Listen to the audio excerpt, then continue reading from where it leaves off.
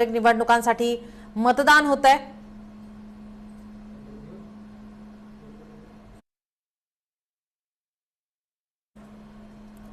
यावर काही राजकीय प्रतिक्रिया आल्यात, आपण पाहूयात। तुम्ही धरा, मी तुम्हाला आपण सांगा दोन काय वाटते?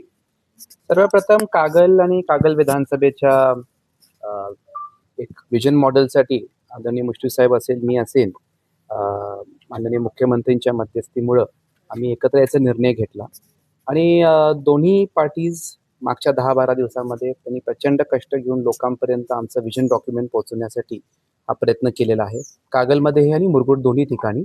आणि त्याच्यामुळे लोकांमध्ये प्रचंड उत्साह आहे आणि मोठ्या मतदान टक्केवारी मला असं वाटतं की ऑलमोस्ट 90% पर्यंत जाईल असा माझा अंदाज आहे, कारण आमचे लोक बूथ लेवलवर दोन्ही पार्टीजनी चांगलं काम कागल आणि मुरगुडमध्ये केलेलं आहे आणि उद्या 101% विजयाचा गुलाल घेऊन आम्ही आणि मुश्रीफ साहेब येत्या काळामध्ये मुख्यमंत्र्यांना जाऊन भेटू। तुमच्या युतीवरती शिक्कामोर्तब करणारी सुद्धा ही निवडणूक आहे। आमच्या मुश्रीफ साहेबांनी तुम्ही दोघांची जी युती झाली या निवडणुकीमध्ये, यावरती शिक्कामोर्तब करणारी सुद्धा ही निवडणूक आहे, लोक स्वीकारतील ते आता आपल्याला उद्या दिसेलच की लोकांनी त्याला किती रेंजनी स्वीकारलेला आहे।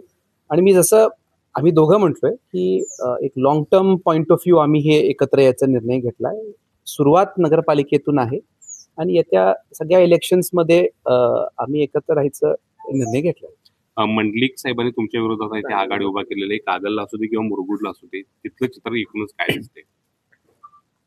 काय इलेक्शनमध्ये प्रत्येकाला, कागलच्या बाबतीत बोललं तर प्रत्येकाला आपली आपली आघाडी उभा करायला तो अधिकार आहे। मी माझ्या परवाच्या भाषणामध्ये बोललो की वैशिष्ट्य असं आहे की कागलमध्ये त्यांची जी आघाडी झाली आहे त्याचा जाहीरनामाच नाही, म्हणजे हे पहिलं आघाडी असेल की काही जाहीरनामा नाही, म्हणजे ज्यांना काही विजन डॉक्युमेंटच नाही आहे, म्हणजे त्याच्याबद्दल असंच उभायला आघाडी केली आहे का असं मला माहीत नाही। पण मला असं वाटत होतं की किमान विजन डॉक्युमेंट किंवा जाहीरनामा तर असायला पाहिजे। आणि मुरगुडमध्ये ते काय त्यांचा होम बेस आहे, पण तिथं मला मुरगुडमध्ये कॉन्फिडन्स आहे की राजे खान जमादार आणि आमचं जे पॅनल आहे, आमचे सगळे उमेदवार शाहू आघाडी आणि राष्ट्रवादी काँग्रेस अजित पवार गटाचे, त्यांचं विजय होईल, कारण राजे खान जमादारचं प्रचंड तळागाळामध्ये काम आहे, त्यांनी लोकांची प्रचंड कामं केलेली आहेत। तर मला कॉन्फिडन्स आहे की तिथेही आमची सत्ता येईल। खरं तर या सगळ्या प्रचार काळामध्ये संजय मंडलिक यांनी तुमच्या युतीवर भाष्य केल्याचं बघायला मिळालं, अभद्र युती केलेली आहे, मतदारांचा विश्वासघात करून किंवा एकूणच। मी सांगितले आधी, आम्ही दोघांनी सांगितलंय की आम्ही एकत्र काय त्यांच्या विरोधात आलो नाही, आम्हाला एकत्र यायचं होतं की माननीय मुख्यमंत्री महोदयांनी सुचवलं की हा संघर्ष मिटला पाहिजे आणि long term point of view आपण एकत्र यावं, त्यासाठी आम्ही हा निर्णय घेतला। त्यांच्या विरोधात काय, आणि जसं मुश्रीफ साहेबांनी ऑलरेडी सांगितलंय की मुरगुडमध्ये मुश्रीफ साहेबांची आणि मंडलिकांची युती होऊ शकत नव्हती, कारण त्यांचे मेन माणूस त्यांच्याकडे गेले असं झाल्यामुळं ते एकत्र येणं शक्य नव्हतं, आणि तिथं नाही झाल्यामुळं कागलला शक्य नव्हतं असं मुश्रीफ साहेब स्वतः बोलले। माझ्याकडून काय त्यांच्याबद्दल काही इश्यू होता असं काही विषयच नाहीये।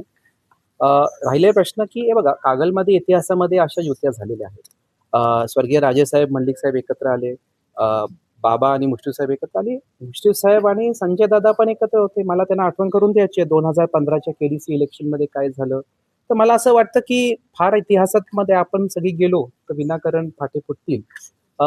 माझं परत ते म्हणणं आहे की अलायन्सेस जेव्हा आपण केल्या त्या योग्य, आम्ही केल्या त्या अभद्र, असं होत नाही। आय थिंक आपण ती परिपक्वता ठेवून, आता आमदारकीला तिन्ही गट माझ्या विरोधात होते, मी कुठेतरी भाषणामध्ये एकामेकाला टीका करणारी लोक का एकत्र आली असं काय बोललो नाही। आय थिंक ती परिपक्वता आपण ठेवली पाहिजे की राजकारणामध्ये हे कॉम्बिनेशन होत राहतात। सब विधानसभेनंतर दोन नेते एकत्र येत आहेत, मतदारांना, कार्यकर्त्यांना काय नेमकं तुमचं आज आव्हान असणार?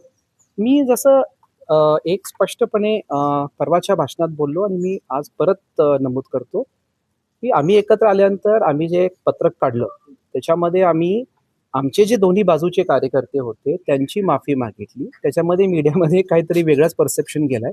आम्ही माफी तुमच्याशी चर्चा करायला वेळ मिळाला नाही बद्दल मागितली, आम्ही अलायन्स केल्याबद्दल माफी मागितली नाही। एकदम योग्य, करेक्ट अलायन्स झालेला आहे आणि माझं मत आहे की हे अलायन्स कागलसाठी झालेलं आहे, तर अलायन्स एकदम परफेक्ट आहे आणि येत्या काळामध्ये एक